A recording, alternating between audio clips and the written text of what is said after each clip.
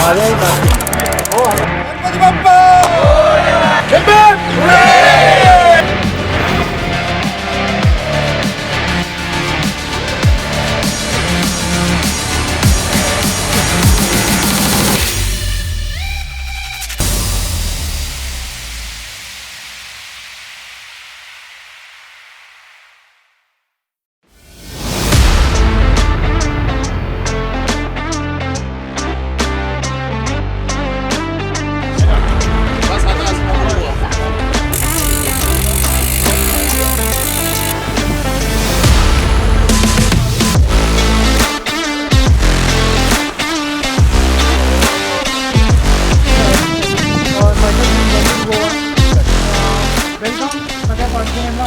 बाप्पा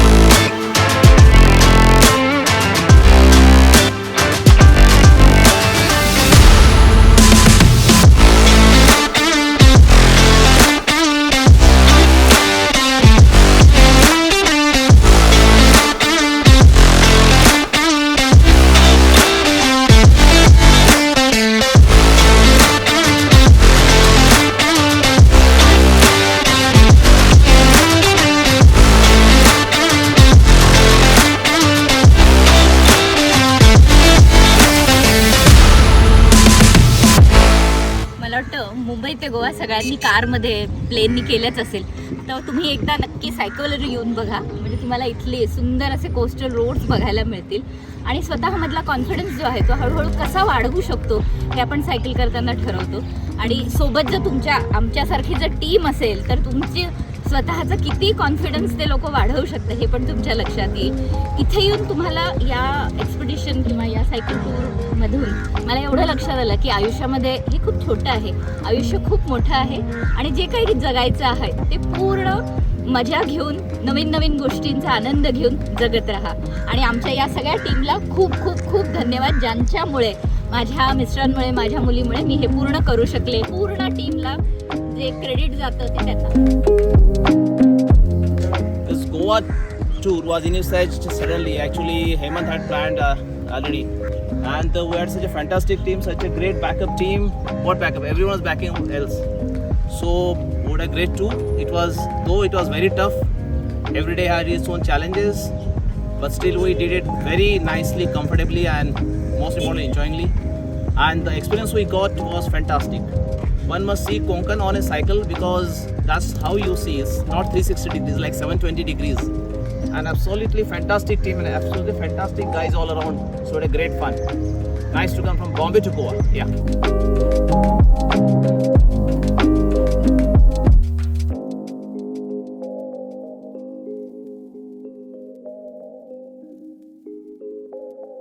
इतका सुंदर कोकण मी गाडीने मी बाईकने येऊन गेलो, कारने येऊन गेलो, पण इतका सुंदर कोकण जो सायकलनी मला दाखवला तो मी याच्या आधी कधीच बघितला नव्हता आणि मला नाही वाटत की पुन्हा असं कधी बघू शकतो. अतिशय सुंदर असं प्लॅनिंग हेमंत दादांचं होतं. डगळे दादा त्यांचंही खूप सुंदर प्लॅनिंग, कुठं स्टे घ्यायचा, कुठून आपल्याला फेरीने जायचं आहे सगळं, आणि चांगला सपोर्ट खास करून मॅडम त्यांच्याकडून आम्ही प्रोत्साहन घेतलं की नॉन स्टॉप सायकलिंग चालू होती त्यांची. खूप चांगला अनुभव. थँक्यू.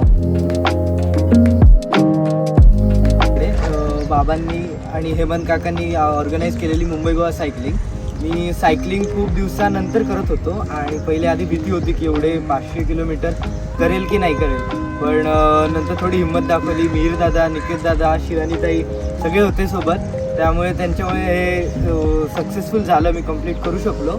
घाट्स होते, खूप घाट होते. मध्ये मध्ये वाटलं नाही गिवअप करतो, चला जाऊ दे गाडीत बसतो, पण नाही, कशी तरी अजून स्वतःला एनकरेज करून पोहोचलो आम्ही फायनली गोवामध्ये. आणि आता ही एकदम असं बकेट लिस्टमधलं आयटम आता टिक झालं आहे आणि खूप आता मस्त वाटतं की 2021मध्ये मोस्ट मेमोरेबल थिंग ही असेल.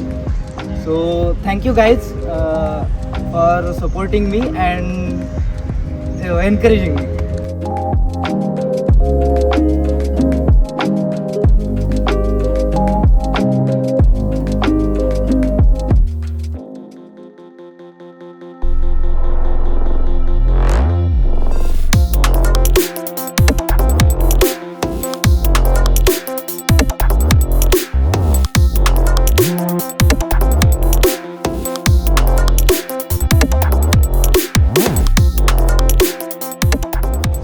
Mumbai Goa cycling expedition finally संपले आणि initially I thought I wouldn't be able to do it, कारण प्रॅक्टिस एवढा नव्हता, पण Santosh give me the confidence आणि सांगितलं आम्ही सगळे आहेत बरोबर, आरामात होऊन जाईल.